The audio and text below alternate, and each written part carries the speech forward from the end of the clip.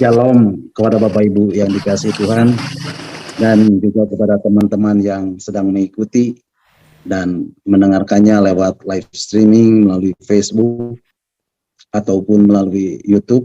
Selamat malam, jumpa lagi bersama saya Stefanus Liwijaya di dalam renungan-renungan arti kehadiran Tuhan. Kiranya damai sejahtera dan sukacita dari Allah Bapa, Tuhan Yesus dan Roh Kudus selalu beserta dengan Bapak Ibu dari sekarang dan sampai selama-lamanya. Bapak Ibu, ini adalah satu kesempatan yang masih boleh saya terima dari Tuhan untuk saya menyampaikan kebenaran daripada firman Tuhan, dan ini juga yang menjadi satu kerinduan supaya saya boleh menjadi berkat bagi Bapak Ibu, saudara semuanya. Nah Bapak Ibu, satu hal yang selalu saya tekankan, apa yang menjadi tujuan Tuhan menciptakan manusia. Dan itu juga yang akan menjadi tema khotbah, tema renungan kita malam hari ini. Apa yang menjadi rencana Tuhan? Apa yang menjadi tujuan Tuhan menciptakan manusia? Nah Bapak Ibu, saya merasakan malam hari ini hadirat Tuhan begitu luar biasa di tempat saya di mana saya berada, dan saya percaya hadirat Tuhan juga boleh Bapak Ibu rasakan jamahan Tuhan, lawatan Tuhan di tempat di mana Bapak Ibu saudara berada saat ini. Dan malam hari ini Bapak Ibu, kita juga akan mendengarkan kembali tentang renungan-renungan arti kehadiran Tuhan bagian yang ke-59, dan Bapak Ibu bisa mendengarkan kembali renungan-renungan yang sudah saya sampaikan melalui link YouTube atau link Facebook yang sudah Pak Hein share lewat WhatsApp Discipleship at Zoom. Nah Bapak Ibu, sebelum saya menjelaskan lebih jauh lagi tentang doa pujian dan penyembahan, nah saya mau menjelaskan tentang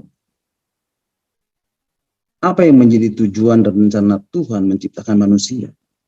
Nah Bapak Ibu, sebelumnya saya mau mengingatkan kembali akan renungan-renungan yang sudah saya sampaikan dengan singkat supaya kita bisa mengingatnya kembali.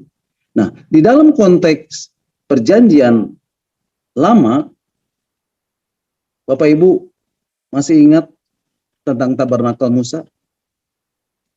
Nah, Bapak Ibu, di situ ada halaman, ada mezbah bakaran. Terus masuk ke ruang tengah, ada ruang yang kudus. Di situ ada meja. Nah, Bapak Ibu, tidak inilah yang terbelah ketika Yesus mati di kayu salib. Kemudian di situ tinggal satu benda terakhir untuk seorang imam masuk ketemu Tuhan. Namanya mezbah pembakaran ukupan atau mezbah pembakaran dupa. Nah, Bapak Ibu, apa itu mezbah ukupan atau mezbah itu? Mezbah itu tidak sama dengan mezbah bakaran. Nah, di mezbah ukupan atau mezbah dupa ini ada rempah-rempah pilihan yang sangat harum. Ada wangi kemenyan yang harum sampai-sampai bisa melekat di baju imam. Wow, ini luar biasa Bapak Ibu. Nah, di mezbah ini hanya ada dua ukupan. Wahyu pasal 5 dan Wahyu pasal 8 menuliskan bahwa di situ ada yang pertama namanya doa, dan yang kedua adalah pujian dan penyembahan. Bapak Ibu, itulah doa, pujian, dan penyembahan. Nah Bapak Ibu, apa sih pujian dan penyembahan itu? Nah, pujian dan penyembahan itu adalah berbicara tentang hubungan.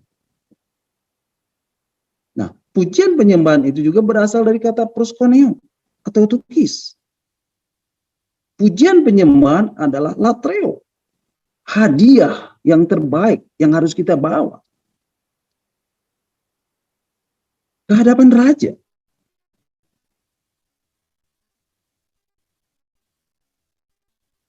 Nah, Bapak Ibu, saya mengatakan satu hal, bahwa pujian dan penyembahan itu berawal dari surga. Dan saya sudah menyampaikan di minggu kemarin, di renungan yang sudah saya sampaikan minggu yang lalu, yaitu tentang siapa worship leader pertama.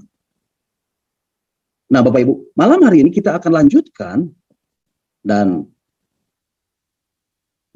kita akan merenungkan apa yang menjadi tujuan dan rencana Tuhan menciptakan manusia. Bapak Ibu, minggu yang lalu kita sudah merenungkan bagian-bagian firman Tuhan tentang siapa worship leader pertama, Bapak Ibu. Bapak Ibu masih ingat? Dialah Lucifer, bintang timur putra fajar, yang tertulis di dalam kitab Yesaya pasal 14 ayat 12 di dalam terjemahan New King James Version, Bapak Ibu. Dan di ayat sebelumnya di dalam kitab Yesaya pasal 14 ayat 11 dalam terjemahan Bible in Basic English dikatakan, pada Lucifer itu terdapat banyak melekat instrumen musik. Jadi Bapak Ibu, Lucifer ini didesain Tuhan sebagai malaikat yang pandai bernyanyi dan bermusik. Maka tidak heran kalau Tuhan mempercayakan menjadi pemimpin pujian dan penyembahan di surga. Pemimpin paduan suara surgawi. Dan di dalam melakukan tugasnya, Lucifer tidak perlu berteriak-teriak memanggil penghuni surga lain untuk berkumpul dan menyembah Tuhan. Tapi dengan kepakan sayapnya, maka terdengarlah pujian-pujian yang indah di surga. Dan seisi surga sujud menyembah Tuhan. Dia malaikat yang sempurna dan karismanya luar biasa. Ia juga memiliki kekaguman penghuni surga lain. Dan Allah pun memberi dia kedudukan dekat dengan tahtanya di gunung kudus Allah yang penuh dengan bebatuan yang indah. Dan Bapak Ibu bisa membacanya kembali di dalam kitab Yeskiel pasal 28 ayat 13 dan 14. Nah, Bapak Ibu, Lucifer ini dikatakan memiliki pengikut yang banyak. Dan dia dikatakan tidak bercela di dalam tingkah lakunya. Sejak hari penciptaannya. Sampai terdapat kecurangan padanya. Sampai satu saat dia berkata, aku naik ke langit. Aku hendak mendirikan tahtaku mengatasi bintang-bintang Allah. Dan aku hendak duduk di atas bukit pertemuan jauh di sebelah utara. Aku hendak naik mengatasi ketinggian awan-awan.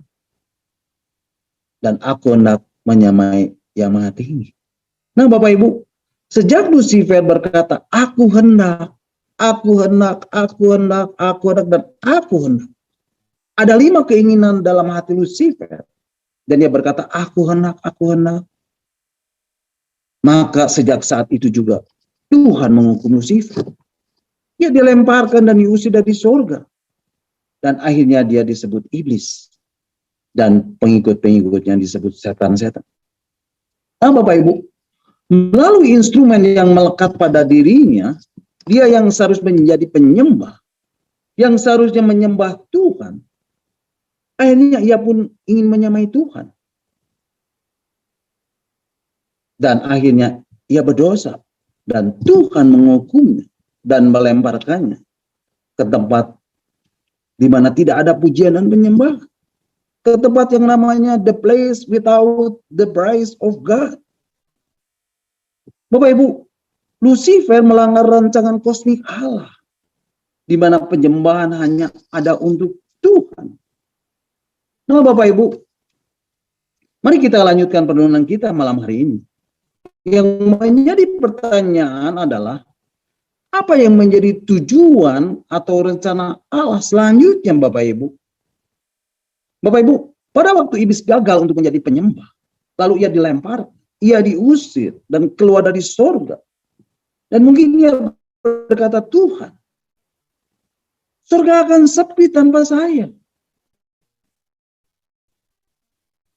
dan tidak ada lagi yang kenyang. Tapi apa yang menjadi rencana Tuhan, Bapak Ibu? Rencana Tuhan itu melebihi apapun yang dipikirkan oleh si iblis. Nah, Bapak Ibu, waktu Lucifer terpisah dari Allah, disitulah gelap, kosong, akibat keterpisahan ini. Dan Tuhan tidak ambil semua talentanya, Tuhan tidak ambil semua bakat-bakatnya. Tetapi keterpisahan itu membuat Lucifer menjadi kacau, jadi gelap. Dan bumi menjadi seperti itu, gelap dan kosong. Di dalam kitab Kejadian pasal 1 ayat yang kedua dikatakan, kitab Kejadian pasal 1 ayat yang kedua mengatakan, ya, Kejadian pasal 1 ayat 2 mengatakan, bumi belum berbentuk dan kosong, gelap gulita menutupi samudra raya, dan roh Allah melayang-layang di atas permukaan air. Bapak Ibu, ketika Lucifer dilemparkan dan Tuhan berkata, mari kita, Bapa, Anak, dan Roh Kudus, kita tata kembali. Kita tata kembali. Kejadian pasal 1 ayat 3 mengatakan, Kejadian pasal 1 ayat 3 mengatakan, berfirmanlah Allah, let there be light. Jadilah terang. Dan terang itu jadi. Dan Allah melihat bahwa terang itu baik. Lalu dipisahkannya terang itu dari gelap. Lalu diciptakannya cakrawala. Dan menamai cakrawala itu langit. Lalu dipisahkannya laut dan darat. Diciptakannya tumbuh-tumbuhan dan pohon-pohonan. Binatang-binatang di air dan di darat. Tata surya. Matahari, bulan, dan bintang. Gunung-gunung dan lembah-lembah. Tuhan ciptakan semuanya. Wow, luar biasa Bapak Ibu. Lalu Lucifer datang dan berkata, bagus. Bagus sekali Tuhan. Indah. Tapi sayang, gak ada yang menyembahmu. Bapak Ibu, ketika Lucifer dibuang, apakah Tuhan menciptakan malaikat yang baru Bapak Ibu? Tidak. Tidak Bapak Ibu. Tuhan tidak menciptakan malaikat lagi. Dan Lucifer datang dan berkata, bagus dan indah ciptaan. Tapi sayang, gak ada yang menyembahmu. Bapak Ibu, Lucifer hanya mau Tuhan menyesal karena Tuhan membuang dia. Tapi ketika Lucifer berkata, nggak ada lagi yang menyembahmu Tuhan. Apa yang menjadi rencana Tuhan Bapak Ibu? Rencananya Tuhan itu melebihi apapun yang dipikirkan oleh si iblis. Dan Tuhan menciptakan manusia. Nah Bapak Ibu perhatikan. Inilah pertama kali Tuhan bekerja. Sejak dari pertama kali penciptaan, Tuhan tidak pernah bekerja. Tuhan hanya berfirman, jadilah, jadilah, jadilah. Tetapi ketika Tuhan menciptakan manusia, Bapak Ibu lihat, Tuhan bekerja. Tuhan ambil tanah Bapak Ibu, dan dia mulai mengotori tangannya dengan tanah Bapak Ibu. Tuhan bekerja. Dia sedang buat apa Bapak Ibu? Dia sedang buat image-nya. Gambarnya. Dan dia buat dari tanah. Tanah. Tanah, ya tanah. Lalu dia hembuskan nafas hidupnya. Mari Bapak Ibu kita akan lihat di dalam kitab Kejadian pasal 2 ayat yang ke-7. Kitab Kejadian pasal 2 ayat yang ke-7 mengatakan, ketika itulah Tuhan Allah membentuk manusia. Manusia itu dari debu tanah dan mengembuskan nafas hidup ke dalam hidungnya. Demikianlah manusia itu menjadi makhluk hidup. Nah Bapak Ibu, Tuhan mengambil debu tanah dan mengembuskan nafasnya ke dalam hidungnya.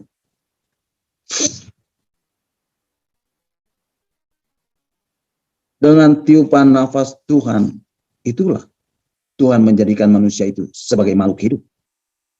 Bapak Ibu, malaikat gak dapat itu. Malaikat gak serupa dengan dan segambar dengan Allah. Malaikat cuma makhluk roh, makhluk kudus. Dan pada waktu Tuhan mengembuskan nafas hidup ke dalam hidungnya, maka keajaiban terjadi. Seketika itu juga tanah berubah menjadi daging. Seluruh tubuhnya terbentuk. Dan begitu mata Adam terbuka, di mana dia ditempatkan Bapak Ibu? Di Eden. The spot of presence. Dan Tuhan berkata, aku memiliki penggantimu, hai Lucifer. Dan dia adalah manusia. Jadi, mengapa kita, Bapak Ibu Saudara dan saya diciptakan? Untuk apa kita, Bapak Ibu Saudara diciptakan? Untuk menyembah Tuhan. Di mana tugas ini telah gagal dilakukan oleh Lucifer. Bapak Ibu, betapa luar biasanya kemurahan Tuhan. Sehingga kita diciptakan untuk menjadi penyembah Tuhan, Bapak Ibu. Bapak Ibu, malaikat diciptakan sebagai makhluk roh. Tetapi kita, manusia, Bapak Ibu Saudara dan saya, diciptakan serupa dan segambar dengan Allah. Bapak Ibu, mari kita lihat di dalam kitab Kejadian, dan kita akan membacanya di dalam kitab Kejadian pasal yang pertama, pasal 1 ayat 26 dan 27.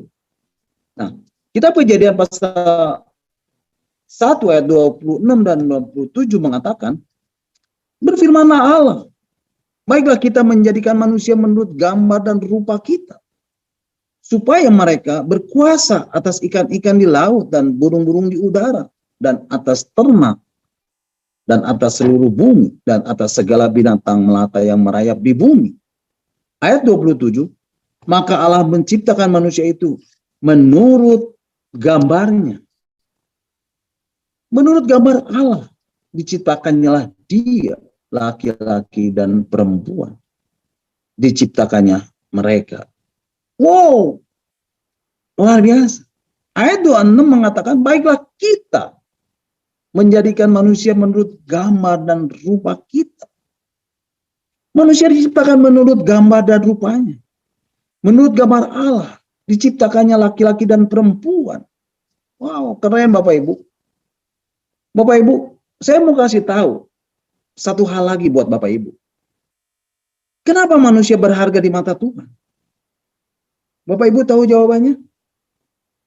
Karena sesuatu yang paling berharga dari Tuhan, dia taruh di hidup kita. Apa yang paling berharga itu Bapak Ibu? Kemuliaannya. Ya, kemuliaannya. Itulah yang paling berharga dari Tuhan. Nah, Bapak Ibu, mari kita akan membacanya di dalam kitab Kejadian pasal 2 ayat 25. Di situ dikatakan, kitab Kejadian pasal 2 ayat 25 mengatakan, mereka keduanya telanjang, manusia dan istrinya itu, tetapi mereka tidak merasa malu. Nah, Bapak Ibu, kenapa mereka tidak merasa malu? Karena ada kemuliaan Allah yang menutupi mereka. Dan ini juga yang dikatakan oleh pemazmur di dalam kitabnya.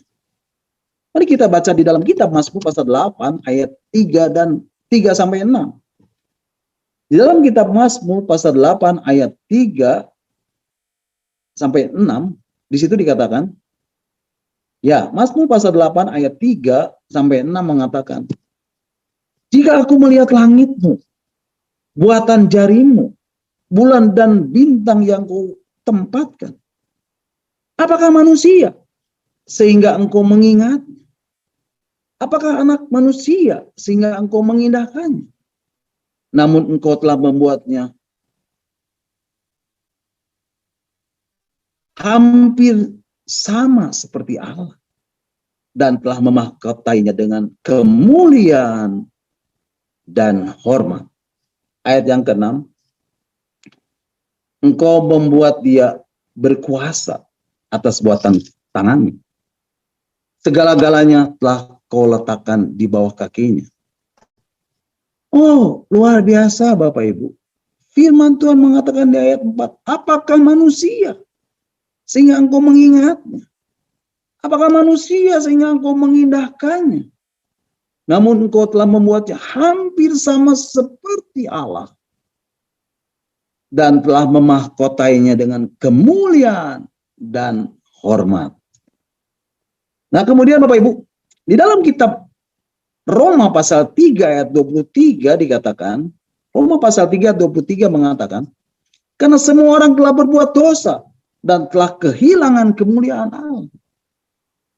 Bapak Ibu, itulah sebabnya kita harus bersyukur kepada Tuhan buat kemurahan. Karena Tuhan telah memahkoi kita dengan kemuliaannya dan hormat. Haleluya. Terpujilah Allah kita Bapak Ibu. Nah Bapak Ibu, mari kita lanjutkan. Bapak Ibu, malaikat diciptakan sebagai makhluk roh. Tetapi kita manusia, Bapak Ibu Saudara dan saya diciptakan serupa dan segambar dengan Allah. Bapak Ibu, malaikat diciptakan sebagai pelayan Tuhan. Tetapi kita manusia, Bapak Ibu Saudara dan saya diciptakan sebagai anak-anak Tuhan. Dan hanya kita, Bapak Ibu Saudara dan saya, yang bisa menyebut dia, ya Aba, ya Bapa. Bapak Ibu, pada saat malaikat jatuh ke dalam dosa, dia dibuang dan diusir keluar dari sorga untuk menantikan hukuman dari Tuhan. Tetapi ketika manusia jatuh ke dalam dosa karena digoda oleh si iblis, Bapak Ibu perhatikan, waktu Lucifer lihat manusia diciptakan, melihat Adam diciptakan, dia berusaha untuk mencoba menjatuhkan Adam. Dia berusaha bagaimana supaya Adam jatuh. Dia tawarkan ke Adam apa yang dia nggak dapat. Apa yang ya nggak dapat itu Bapak Ibu. Mari kita baca di dalam Kejadian pasal 3 ayat 1 sampai 5.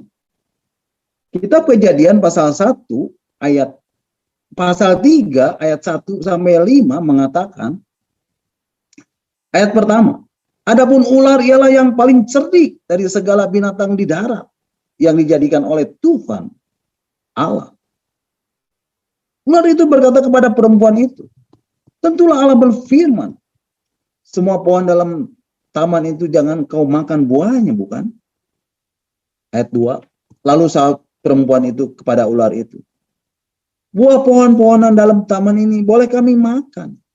Ayat 3, tetapi tentang buah pohon yang ada di tengah-tengah taman, Allah berfirman, jangan kamu makan ataupun raba buah itu, nanti kamu mati. Tetapi ular itu berkata kepada perempuan itu, sekali-kali kamu tidak akan mati. Ayat yang kelima, tetapi Allah mengetahui bahwa pada waktu kamu memakannya, matamu akan terbuka dan kamu akan menjadi seperti Allah. Tahu tentang yang baik dan yang jahat. Kemudian apa yang terjadi selanjutnya Bapak Ibu? Mari kita lanjutkan pembacanya di ayat yang ke-6 dan ke-7. Kejadian pasal 3 ayat 6 dan 7 mengatakan, perempuan itu melihat bahwa buah pohon itu baik untuk dimakan dan sedap kelihatannya. Lagi pula pohon itu menarik hati karena memberi pengertian. Lalu ia mengambil dari buahnya dan dimakannya dan diberikannya juga kepada suaminya yang bersama-sama dengan dia. Dan suaminya pun memakannya. Ayat yang ke-7. Maka terbukalah mata mereka berdua. Dan mereka tahu bahwa mereka telanjang. Lalu mereka menyemat daun pohon ara dan membuat cawat. Nah Bapak Ibu perhatikan. Firman Tuhan mengatakan, ayat yang ke-6 tadi, lalu ia mengambil dari buahnya dan dimakannya dan diberikannya juga kepada suaminya yang bersama-sama dengan dia. Dan suaminya pun memakannya. Maka terbukalah mata mereka berdua dan mereka tahu bahwa mereka telanjang. Jadi Bapak Ibu, sejak itu, kemuliaan yang Tuhan taruh atas manusia itu hilang. Dan tidak ada lagi pada manusia. Bapak Ibu coba lihat. Iblis langsung datang ke Adam melalui perempuan itu. Sehingga Adam jatuh. Dan dunia menjadi gelap lagi. Bapak Ibu, Adam bawa kekacauan. Bawa semua kekacauan ini. Wow, Bapak Ibu. Lihat semuanya ini. Dunia menjadi gelap kembali. Dan ketika Adam dan Hawa memakan buah pengetahuan yang baik dan yang jahat, yang dilarang oleh Tuhan untuk memakannya, Tuhan mengusirnya dari Taman Eden. Tetapi Tuhan berfirman, Kejadian pasal 3 ayat 15 mengatakan, mungkin bisa ditayangkan Pak Hen. Kejadian pasal 3 ayat 15 mengatakan, Aku akan mengadakan permusuhan antara engkau dan perempuan ini, antara keturunanmu dan keturunannya. Keturunannya akan meremukan kepalamu, dan engkau akan meremukan tumitnya. Wow, luar biasa Bapak Ibu. Ada janji Tuhan untuk menebus dosa manusia. Ada membuat kegelapan Bapak Ibu. Manusia lahir dengan dosa Adam. Dan ini sifat yang diwariskannya. Dan ini ada pada manusia. Ada di dalam diri manusia. Manusia ingin dipuja. Ingin terkenal. Ingin terpandang. Ingin dibicarakan orang lain. Dan itu menjadi natur buat kita. Ini menjadi natur buat kita. Bapak Ibu coba lihat. Orang yang sombong itu artinya apa? Artinya apa Bapak Ibu? Orang yang sombong itu artinya dia sedang menyembah dirinya sendiri. Nah Bapak Ibu, 2000 tahun yang lalu, Tuhan turun dari surga. Tuhan membuat satu covenant yang baru. A new covenant. Satu perjanjian yang baru. Tuhan turun dari surga. Tuhan rela menjadi manusia. Tuhan turun dari surga dalam rupa manusia. Dan Tuhan kirim anaknya, Yesus. Datang kembali ke dalam dunia. Dia tata kembali. Ya, dia tata kembali. Yesus datang. Let there be light. Lewat kelahiran Yesus, terang yang sesungguhnya telah datang di dunia. Di bumi. Bapak Ibu, terang itu yang 2000 tahun yang lalu telah datang dan turun ke dunia. Terang itulah yang memberi sinar di hati kita. Terang itulah yang menerangi jalan hidup kita.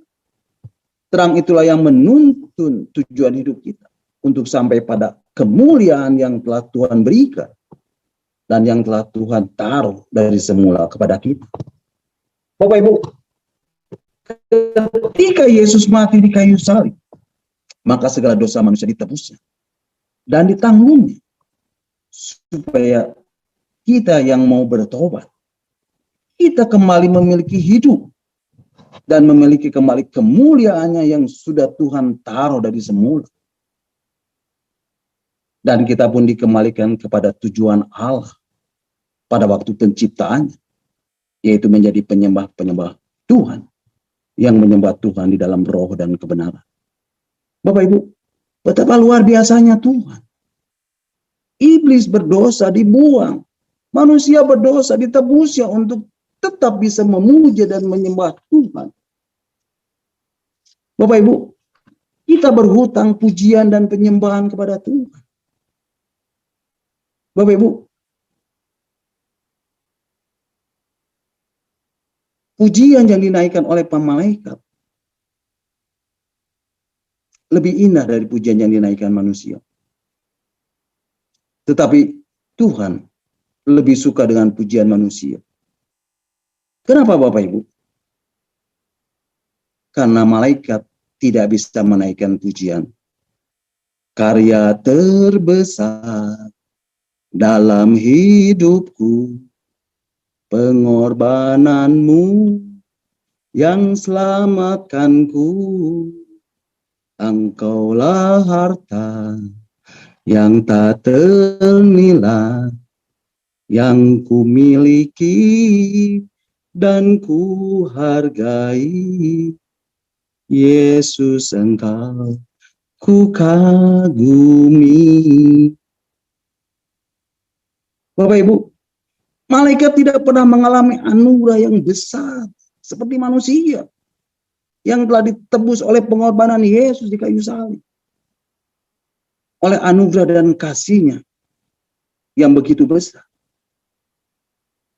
Sehingga ketika kita menaikkan pujian kepada Tuhan, memuji dan menyembah Tuhan, Tuhan menjadi senang dan sangat senang dengan pujian kita yang mengekspresikan rasa syukur kita kepadanya sebagai umat yang telah ditebus. Bapak Ibu, ketika kita bertobat dan dilahirkan kembali, maka bunyi-bunyian Tuhan yang ada di dalam tubuh kita difungsikan kembali oleh Roh Kudus. Bapak Ibu, saya mau katakan, pada waktu Tuhan ciptakan manusia, Tuhan pun taruh instrumen musik di dalam kita. Bapak Ibu, kita punya pita suara, kita punya ritme, kita punya semuanya. Ada suara tinggi, ada suara rendah, ada sopran, mezzo sopran, ada alto, ada tenor, ada bass. Bapak Ibu, kita punya semuanya. Bapak Ibu lihat ini. Roh Kudus fungsikan itu lagi di dalam kita untuk kita memuji dan menyembah Tuhan. Wow. Untuk memuji dan menyembahnya Bapak Ibu. Untuk memuji dan menyembah Tuhan yang layak dipuji dan disembah. Yang layak menerima pujian dan penyembahan umatnya. Bapak Ibu, jangan sembah karir. Jangan sembah popularitas. Jangan sembah harta. Jangan sembah mamon. Jangan sembah dia. Sembahlah Tuhan yang telah menciptakan kita semua. Nah Bapak Ibu, ada satu pujian dengan judul Mengenalmu.